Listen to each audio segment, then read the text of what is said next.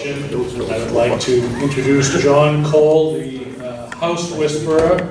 He's been diligently working in Byfield and Newbury on about 5 different houses, and I will pass the microphone on to him. John Cole. Oh, Janet, thank you. I think I'll stand here if everybody can hear me. It's really nice to be here. I'm actually sort of coming back home. We used to live in an early house down in Georgetown, Byfield, down on North Street, the old Archer House.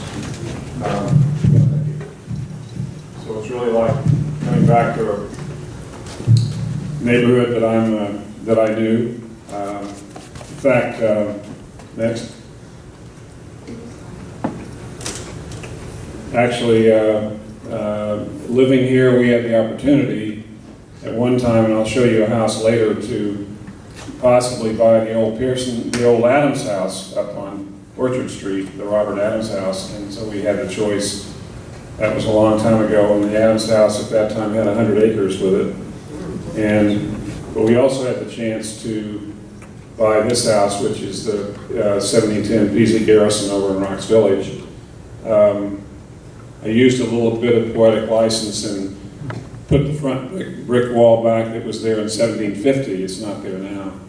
But anyway, you can see this was known as Goodman Ayers Cartway, passing in front of the house. And actually, there's a note in the Havertown records of a man walking by Robert Peaslee's brick house in 1726. So we have evidence that it was built before 1726. Next. This is the house as it looks now. I've been there for over 50 years. All our family grew up there. And the front wall is soft cement plaster. It's rusticated. I think this was done for stylistic reasons. There is brick behind this, and all the other walls are brick. It was built about before 1726 and about 1710. It's in Upper Rocks Village, in the midst of the Kimball farm up there. Next. This shows one of the gable ends. It's an L-shaped house. Abbott Cummings called it the only fully developed L-shaped brick manor house in New England. I got in a hurry and fixed and restored these diamond pane windows. There were actually boards there when we bought the house. And I moved too fast, and they're not quite right, so I just have to live with it. You know, look up there and say they're 1/4 of an inch off. You know, the framing, whatever. Next, this is a fixed diamond pane window on one of the outside walls. The frame is originally. There are probably only about maybe half a dozen of those in all New England. Next, it's a walk-in fireplace. This really shows the use of early paint color, really a dark green, using early paint colors to restore an early house. First period house, sides of the fireplaces go straight in, which is an early feature. Next. This is a building where I was going to have my first office. It's the Gedney House in Salem. And you can see that it's got a mansard roof here, and I had an associate who took Abbott's course years ago and spotted this house, and this is what we found on the inside. Vertical chamfered, chevron chamfered carrying post, front to back Summers, your heavy quarter round molding here. The house is about 1685. Next. This is how it looks today. If you go into Salem, the Peabody Museum has restored it, and it's near downtown in Salem, and it's on tour. Next. Finally, in my own career, this is a project done in Ipswich around 1970. What we did was to design preservation, a preservation covenant agreement in which the house owners agreed not to change the interior features of their house without the prior written permission of the local historical commission. John Updike did some of the editorial work on this project. Next. This is the Rogers House, the corner of North Main and East Street. And this is a Georgian house with a very heavy roof here. It's actually that corner is not quite 90 degrees because it actually follows the direction of the street. I think it's a little less than 90 degrees. Next. This is what we were trying to do in Ipswich, was to save paneling and a wall cupboard with a great shell, a motif over it, election molding here, stock fluted pilasters and so on. The house is built about, I think about 1760. What we were trying to do is to keep antique dealers from being able to come in and just buy out the interiors of these houses, and for the most part I think it worked. Next. This is a project I did actually out in Bentonville, Arkansas. This is the Peel House, built in the 1870s. We restored that and did a lot of survey work out there and so on. So that's another, obviously, a way to preserve houses is through having them owned as museums, which, of course, Historic New England does that. Next. Finally, before we get to Newbury, I'd like to show the Saugus Ironmaster's house. And this is from Abbott's book. You can see that these rooms, the exterior here and here, and the room above and below are all the same house. So it's very interesting, I think, to see, shall we say, a massive restoration job done on a first period house. It also shows a lot of the sort of flowery wallpaper and the way houses were renovated through the years, and it was really covering up a lot of early material. Next. This is the great 35 miles to Boston, one of the carved stones, which is in Newbury here. I think it's over near Route 1. And there was an early stone carver by the name of Milliken that worked in Newbury. And this is another, next. How many have seen this stone that are here in this room? That's over near the Mink Farm. And that's actually, that's called the Father Stone. It was done about 1700. And that was really a walking stone. Next. You'll see here that this is from a book lent by Margaret Leahy of the Newburyport Neighbors magazine to us. And you can see the stone was here in the ground. And there's the mother stone. So it's really, a very interesting early item. I think that I always like to say stonework almost lasts forever. A lot of these wooden houses, when you look at a wooden house, you're often only seeing about 10% of the original material. Most of the original material is on the inside. Next. Of course, this is the Governor Dummer Mansion. You can see the projecting belt courses here, actually like our house in Rocks Village. And it's thought that this is the early 18th century. It's thought that the stones at one time led to the door of this house. Next. Now to begin the Newbury portion, of course, this is the Swett Ilsley House, 17th century house owned by Historic New England. I understand that this house faced another direction. It was actually moved to face High Road. Of course, it looks like these first period houses often look like they sprung right up out of the ground. You have a big, heavy, early 18th century chimney here, pitch roof. I think it was an interesting photograph because it shows roof variations looking toward Newburyport. Gambrel here with 3 ridge poles creates more room in the attic, and so on the third floor. Then you have a more shallow roof Federal House toward the far end, which is actually in the town of Newburyport. Next. This is a really great early Gambrel. I think the Vandersands owned this over on High Road in Newbury going south. You can see overhangs here, which is a first period feature. And I believe that the east half or the right-hand half of that shows it was possibly a half house because it's longer than the left-hand side. Next. This is the Topham House. Of course, there was likely a center chimney here that's gone. In this case, you can see the odd spacing to the right of the doorway, which can mean that the house was built as a half house and then added on the other side. You have an attic overhang here, which of course points toward it being a first period house. Next.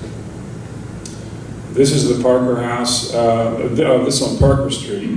It's the Noyes House. It's a great 17th century house with its end of the road. I was in this with Abbott Cummings once. You can see in first period houses the second floor windows are all tucked up under the eaves, and there's a rectangular chimney. The earlier houses had a rectangular chimney rather than square.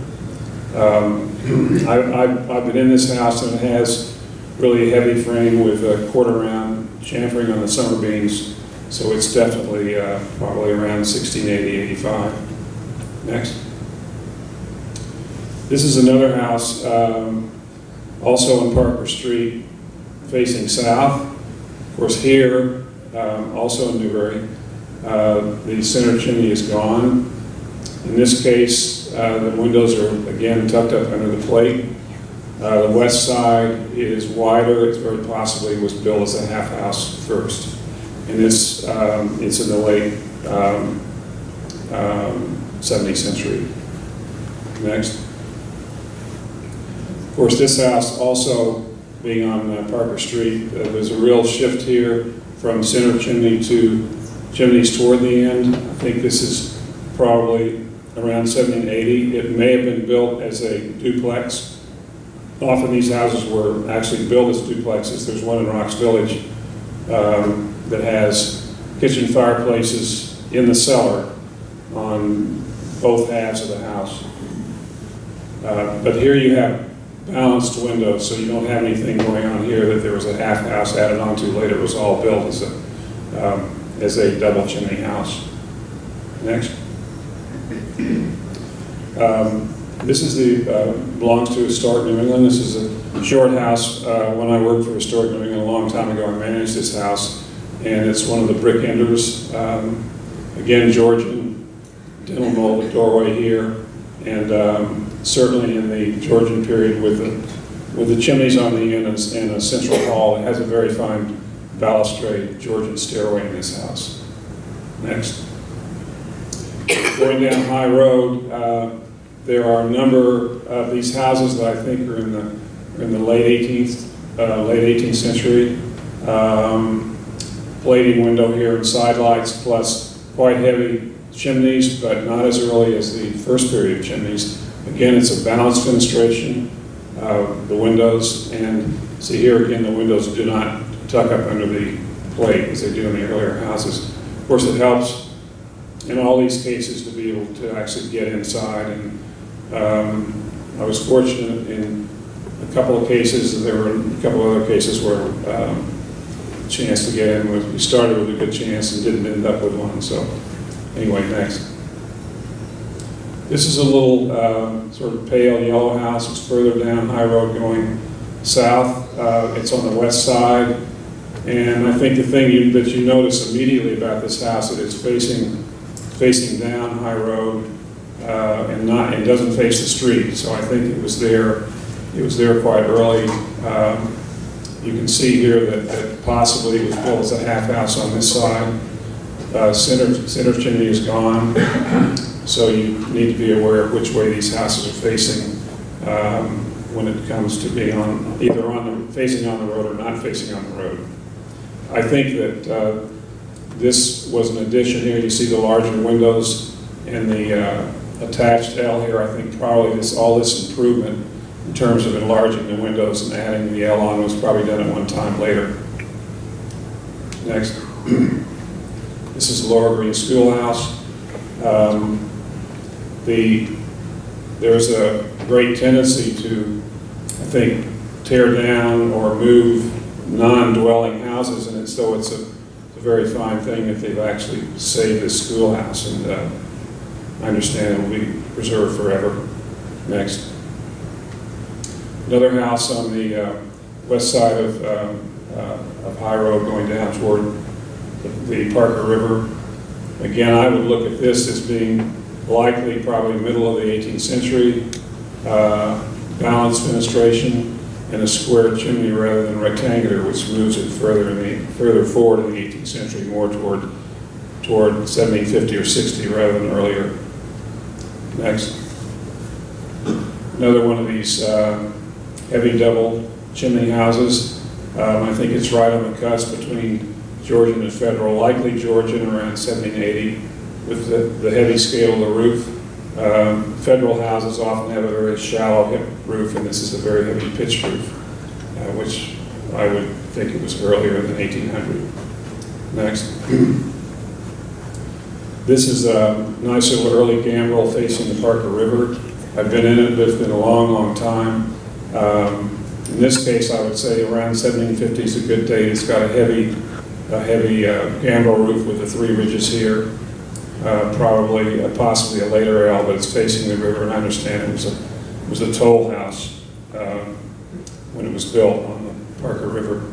Next. This is on Orchard Street. This is a salt box. As you come around the curve on Orchard Street, coming toward Byfield on the left-hand side. I've been in this house many, many years ago.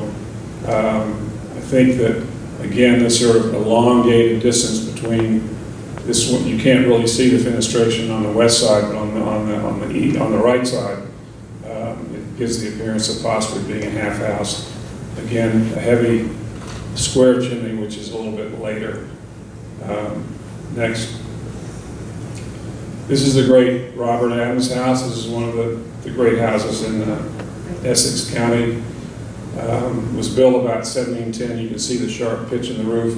It's also on Orchard Street. There's a long sort of alley road that goes down to it. But unfortunately, they've developed down to it. The barn is now gone.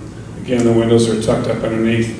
I think it likely was built as a 2/2. It's about 1710. I've been in it years ago, and a lot of the original hardware and paneling is still in this house. A very great house. Next.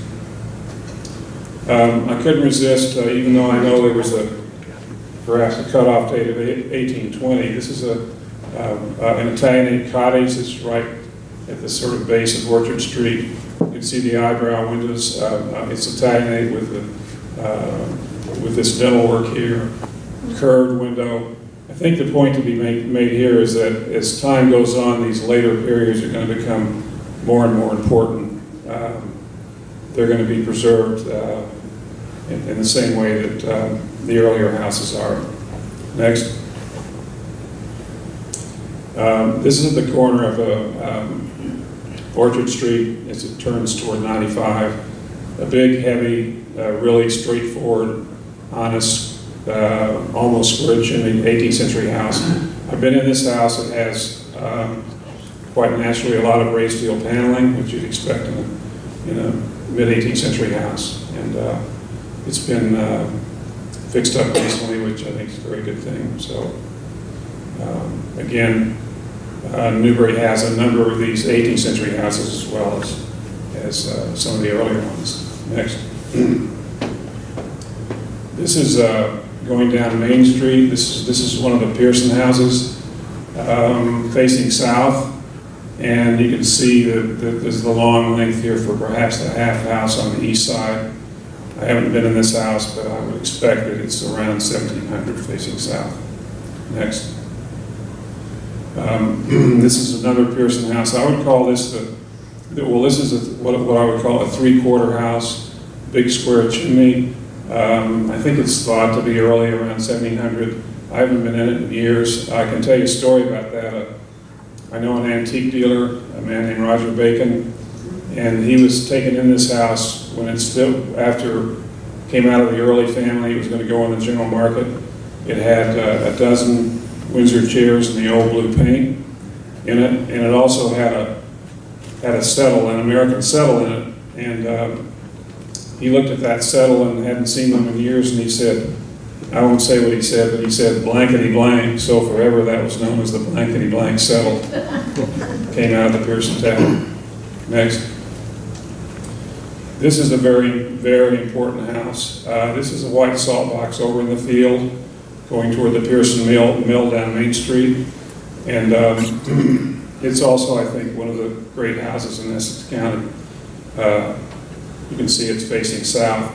It most likely had end chimneys. It's got a central hallway, balustrade hallway. Next. A turned balustrade, Georgian stairway. In this case, the balusters, it's called a closed string course stairway because the balusters don't go into the treads, they go into a closed string course. And I would say it's probably around, the house is probably around 1725 or 30. It's got what I call a touch chamfered frame in it. There's some chamfering on the framing. Believe it or not, there's a puncheon stairway which is underneath this stairway. Quartered oak logs. That's very unusual going from the first to second floor. Next. In the east room, there's a very fine paneled wall cupboard. Next. You see with the door open and so on. I think a lot of the decoration was probably done maybe, let's say 20 years after the original house was built. They gradually finished it with raised field paneling. Next. You can see in the corner of one of the front rooms, again, election molding around the fireplace, probably 1740s, raised steel paneling. The house is just filled with all kinds of panel detail. Next. So on the other side, you have another wall cupboard, raised panel here. Shelves probably have a ridge indented toward the back of the shelf to hold the dishes in. Next. This is a fireplace on the east end of this house. It may have had a pent shed addition on the east side. This is a huge fireplace. Normally you'd expect this to be facing inside, but it faces outside. And the fireplace is in here. And then there's a great raised steel panel over the length of that fireplace. You can see it. It's quite a rare detail. And very much Georgian, very much around the 1740s to 50s. Next. And upstairs, the house has been, quote, modernized. You see a federal mantel here. Smaller fireplace. The sides probably go in at an angle and not straight in as an early fireplace would. Next. On the other side, another federal mantel, so the house had been, shall we say, improved or say fixed up in the federal period, adding these later mantels. The wainscoting here with the chair rail, federal wainscoting. Next. This is the framing in the northwest corner. This is the framing where you could see touch chamfering on the framing. So I think there was, you can see the lay marks where there was plaster at one time. There was a wall here. But it's quite unusual to have a house with touch chamfering on the framing and the puncheon stairway, and then evolve into improved during the Georgian period. Next. This is going toward the attic. We have feather edge sheeting here, and it would be simpler going to the attic. It's not in this formal area of the house. Excuse me. Next. The open batten door here, just leading up to the attic. Next.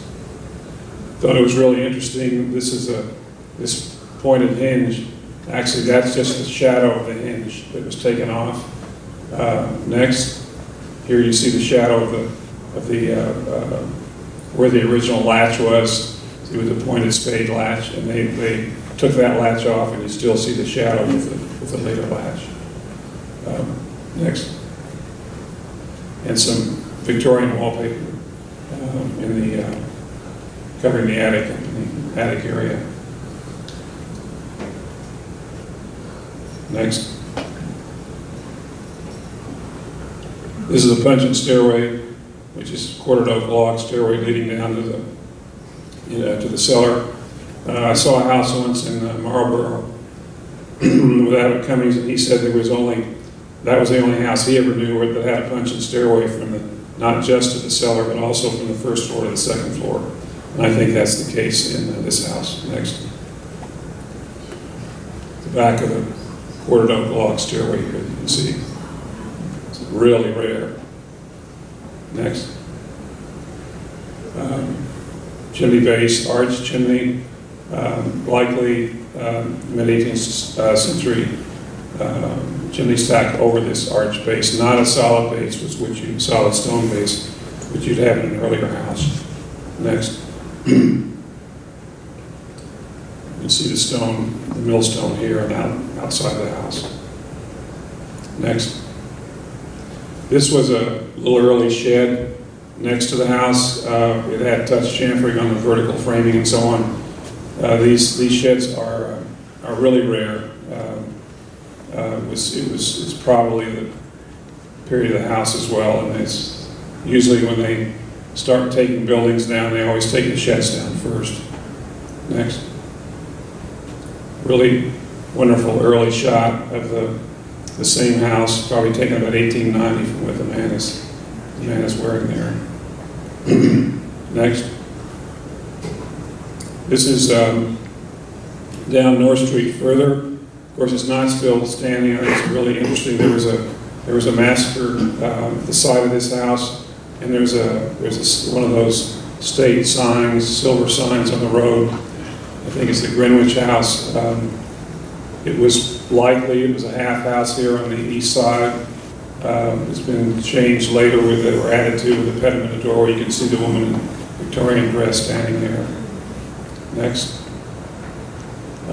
This is the Larkin house, Adams Larkin Pearson house on North Street where we lived. It's very sad. It's being just let run down. It was probably moved there. I did a lot of research on it way back, deep research and so on. They're big, heavy quarter-round chamfered summer beams on the east side with what they call a rat-tail chamfer stop on those summer beams. Abbott was in here. That's how I first met him. And you're going to see going to the mill, the Larkin Morrill Mill, which is on the other side of 95. The people lived here that worked in the mill. They walked across Chute Street over to east, because 95, of course, was not there, and walked up to the mill. Next. This is the Larkin salt box on the other side, which was part of the whole mill setup. This is a house that was built probably in the third quarter of the 18th century. Next. Has some nice raised steel paneling. Again, a later fireplace with the oven out on the face of the fireplace wall. Next. And then on the other side, it's a smaller, probably later in the 18th century fireplace with raised steel paneling. Next. This is the Larkin Morrill Mill as it stood. This is from a painting. And of course, unfortunately, this was taken down. It's said that the mills on the east side of 95, that those snuff mills were earlier than the Pearson mills. Next. It's from a very rare painting that shows the interior of the mill. This painting was probably done in the late 19th century. You see the early barrels and so on. This is an extremely rare look at the interior of one of these mills. Next. You can see what they were selling. Larkin and Morrill, Byfield, Mass. Next. That material that I just showed you is owned by Louise Richardson. She has a 1917 bungalow in Georgetown, which we're doing a book on, and it's almost totally original. And she's descended from a number of the early families. That's how she has the paintings and so on of the inside of the Larkin Morrill Mill. Next. This is one of our books on. This is the Daffodil House, about 1775, on the way from West Newbury Center down to the Groveland Bridge. Next. This is another work that we did on All Saints Church in West Newbury. It was built about 1915. Next. This is a house that we did a book on down in Beverly. It's called Stone Ledge. It was built in 1880, and it was the start of the Gold Coast in Beverly Cove. Started building these, as they call them, quote, summer cottages. Next. That's Henry Whalen Peabody. He was a Renaissance man. He was the builder of the house in Beverly Cove. Next. Finally, that's the book we did on Beverly, on the Beverly House. Next. Thank you very much. Be glad to answer any questions. Anybody has any questions about anything? I wonder if you could define two terms you've used. One was the touch chamfering. What exactly is that? Well, when you have a bevel chamfer on a frame, normally it's can be, say 3/4 of an inch or so. If you get these really small chamfers, which are only say ½ an inch, and so we used to call them touch chamfers because they're small. Well, it's just sort of a description of the size of the chamfer.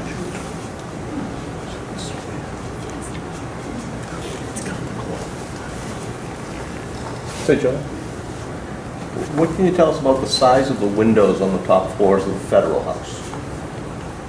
Why are they smaller? I know what I've been told. Well, I think often the third floor, could be it wasn't a formal area, so often the ceilings were not as high. And you'll often see, the windows get smaller in height as you go first, second, and third floor.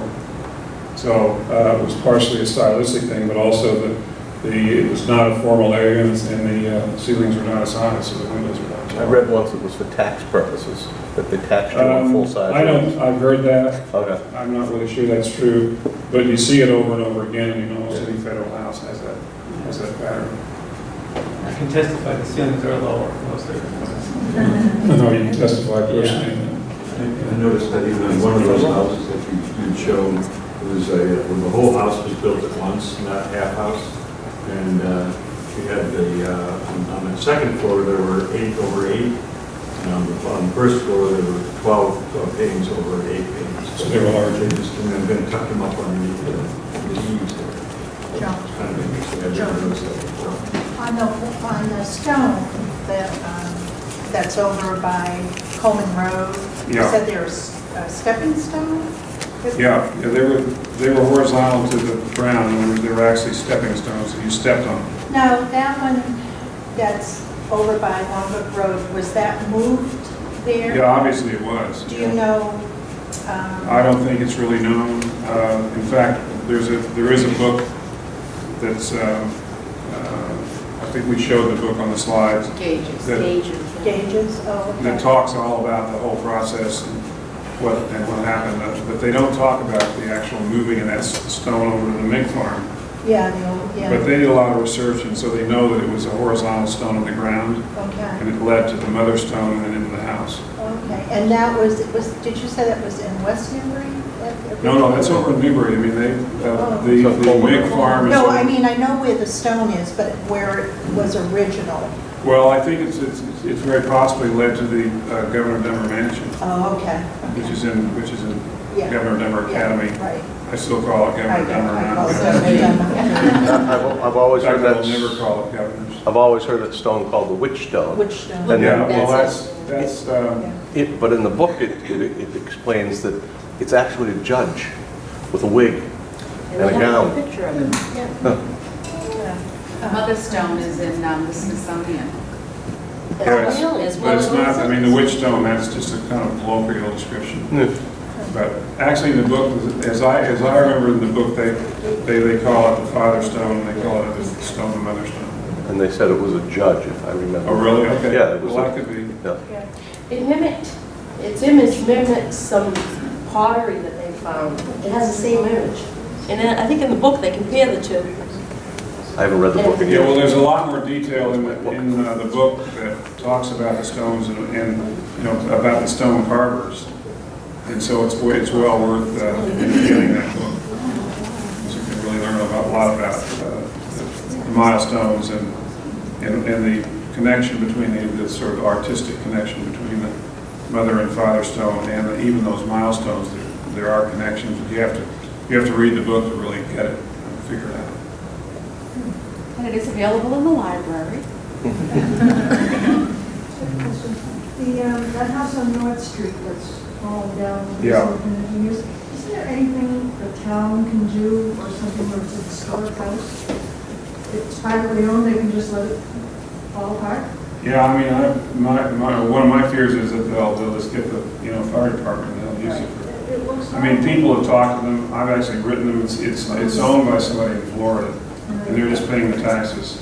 So I think they look at it as a sort of a land development thing. It's just a shame. But there really isn't, I mean, a house can be on the National Register and still be torn down. You mentioned a preservation covenant, and how that would be if the homeowner agrees. Yeah. What's the advantage for the homeowner? Why bother doing that? It would seem there must be some advantage, I would assume.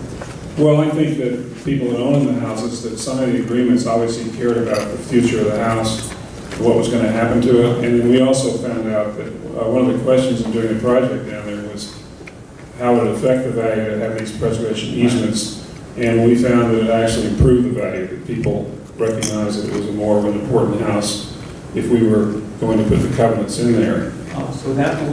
So it would survive a sale of the house, in other words? Oh, yeah. Oh, okay. Oh, yeah, that happened, a number of times, and we were careful in, drawing up the easements, to draw them up in such a way that would permit the owners to look at it in a more favorable light. Okay, so that, if that owner who signed the covenant sells it, the covenant is still. Rides with the house, yeah. Oh, okay.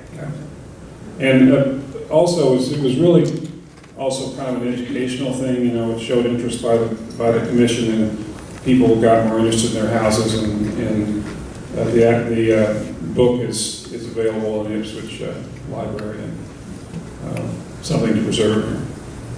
So all in all, it was, I think, a very good thing to do. But it's never been done. Historic New England has their own program, but that kind of project has not been done in the Commonwealth. The town of Newbury could consider doing that. It would take a budget to do it. Early in your talk, I think you showed a house where the sidewall wasn't square to the front, if I heard you correctly.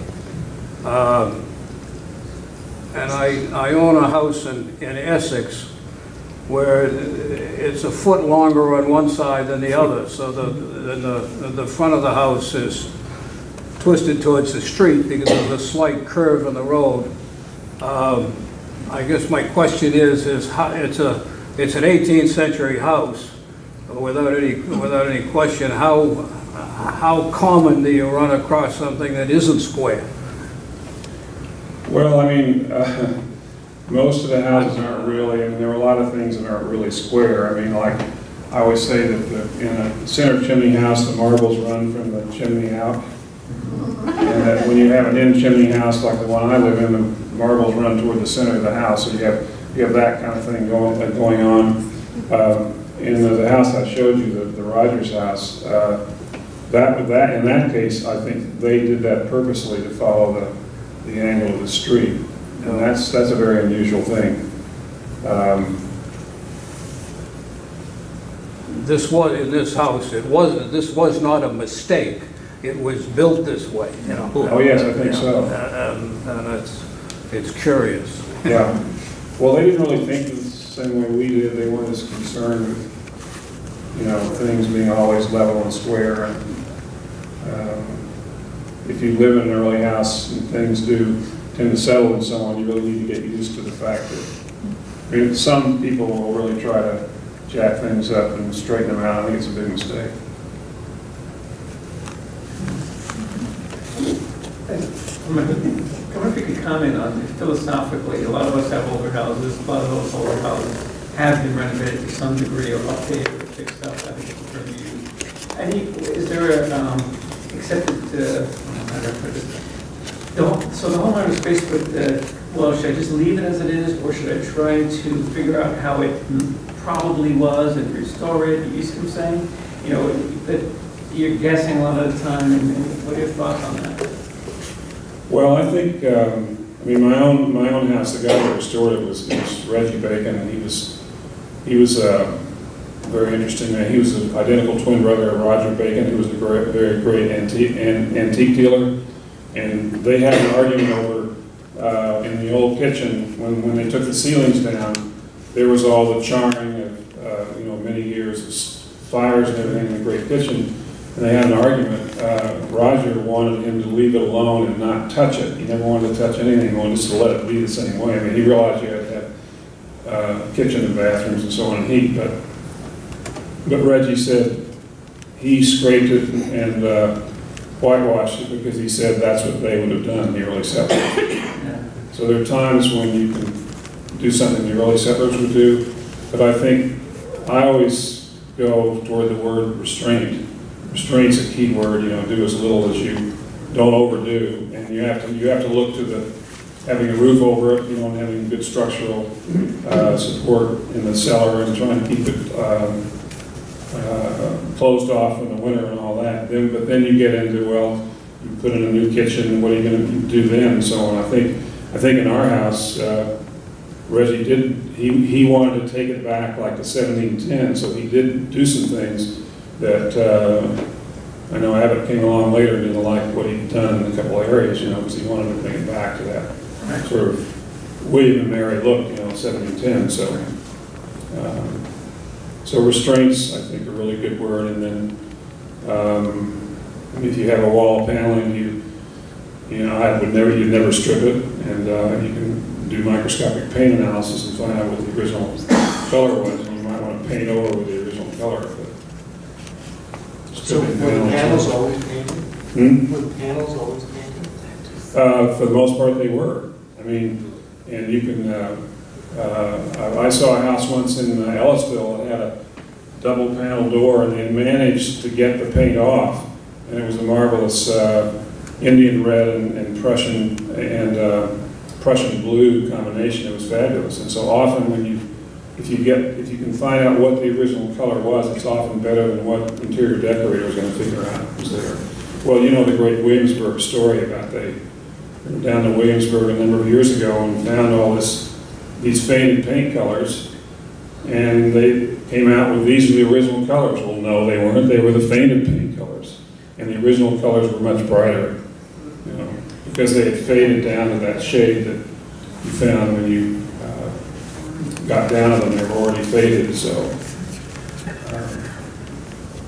microscopic paint analysis is a really interesting field, and you can get into paneling and find out what the early shades are, and you might be surprised at what you find. What about the beams that you see? Because you see some houses, antique houses, with the beams that are exposed, they've stripped everything off and made it very rustic looking.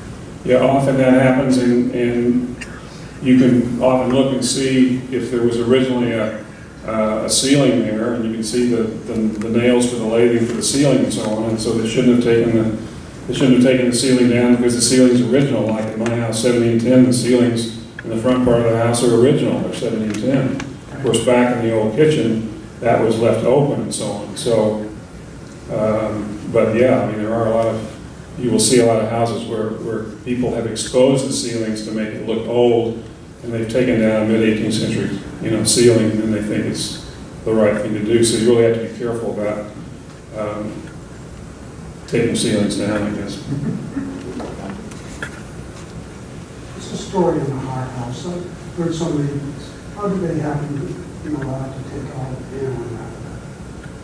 Well, the Hart House, which is there's a restaurant down in Ipswich, would take me a half an hour. I mean, Abbott went to Ipswich as a young man and looked at that house early on. There was a lady that this is in the 1950s, and he met an older lady, and they really talked about, the Hart House and what had happened there. And there is a possibility that I think that one of those antique dealers had brought in paneling into the Hart House that wasn't ever really there, and that the earlier paneling had been taken out.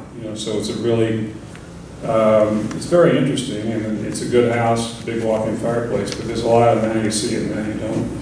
There's a lot of paneling in Where? at the museum in Maryland, in Delaware. I think in theory that was taken down. Yeah. The question is whether or not that was the paneling that had been brought in by the antique dealer, that was then taken down. So you have to really be careful seeing what's original and what isn't. The street I live on, I remember back in the 50s, they tore down 2 barns on 2 1700 houses. 2 barns? 2 barns, one on each. And I assume that in this period, almost everybody got burned because you had farm animals, Oh, yeah. that's how you survived. Do you find many of these older homes still have barns? Oh, I think the barns, many barns are gone. There's up on Indian Hill Street in the town of West Newbury. There's a house up there that had a really early barn that went down to Dedham, to the Fairbanks house, was taken down there. So barns really catch it. Often, I mean, if there's a barn away from the house and they want to, sell off a lot and build a house, they'll take the outbuildings. Yeah, I just want to just mention here quickly that for now I'm still doing complimentary visits to houses. If anybody's interested in having me look at a house, I'm willing to do that. If we are, what's the best way to contact you? Through that site or? Either that or tell Peggy right here, she's got a notebook, she'll just take down your name and number and we can set it up. I always, I'll go in the middle of the night. I always like to go in early houses. Sounds like you've got a passion. Pardon me? Sounds like you've got a passion. Yeah. I'm afraid that's true. Yes. Yes, I have a 1700s house in Merrimack, center chimney facing south, captain staircase. One of the older ones in Merrimack, I think, but I want to start researching it so we can come out. Sure. But there was one problem. One of the ceilings was brought down last winter with the turbo storm, ice dams and everything. And with the chimney, with the plaster, it came down 11 shoes. Really? From the fathers, right down to the house, 11. But just 11, one missing. Not Yeah. payers, Yeah, I did a report on the old Sawyer house in the center of Merrimack, in the early house. Yeah. That was a long time ago. Let me just make a comment here quickly that this is on behalf of the Newbury Commission, Historical Commission, and so I know that they're very interested in getting information on the early houses in the town of Newbury, so they can make an effort toward helping preserve those houses. So I'm sure cooperate.